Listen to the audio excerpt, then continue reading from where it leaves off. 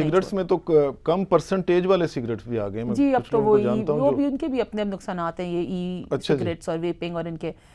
لیکن اب کم از کم جس کو کہتے ہیں نا ہم ایک منشیات میں ایک ٹرم ہوتی ہے جس کو ہم کہتے ہیں ہارم ریڈکشن, کہ نقصان کی کمی. اگر فار ایگزامپل ایک بندہ ہے جو افیم کے یا اوپیوائڈ ہیروئن کے ٹیکے لگا رہا ہے, اس کی وجہ سے اس کو ہیپاٹائٹس سی ہو سکتا ہے, HIV ایڈز ہو سکتا ہے, اس کو ہیپاٹائٹس بی ہو سکتا ہے, تو آپ اس کو کہتے ہیں کہ اچھا اچانک کم نہیں کر سکتے ہو, کم از کم ٹیکے آپس میں شیئر نہ کریں کہ ہیپاٹائٹس سے HIV نہ ہو. یہ بھی ایک ہارم ریڈکشن اسٹریٹجی ہے.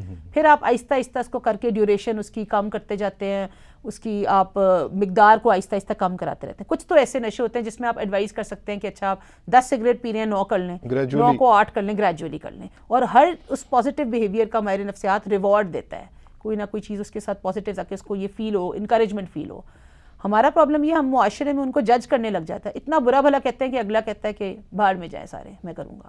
ایک یہ ہے. کچھ لیکن ایسے نشے ہوتے ہیں جس کے اندر ہمیں پیشنٹ کو چند دن داخل رہنا پڑتا ہے, اور اس کو ہم کہتے ہیں ڈی ٹاکسیفیکیشن یا جسم کی اور ذہن کی صفائی, جس میں کچھ ڈرپیں دینی پڑتی ہیں. کیونکہ ان نشوں کو چھوڑ کے کچھ اثرات ایسے ہوتے ہیں, پیٹ خراب ہو جانا, الٹی آ جانا, blood pressure up and down ہونا, جس طرح فیم کا اگر آپ دیکھیں تو اس کی کچھ دوائیاں کچھ دیر دینی پڑتی ہیں. 60 سے 10 دن سے 12 دن کے اندر, 2 ہفتے کے اندر جو مین جسمانی اثرات ہیں نا, جس کو کہتے ہیں فزیکل ڈیپینڈنس, وہ کافی حد تک ٹھیک ہو جاتی ہے. تبدیلی آ سکتی ہے جی, اور پھر آہستہ آہستہ کر کے تھیراپی اور یہ چیزیں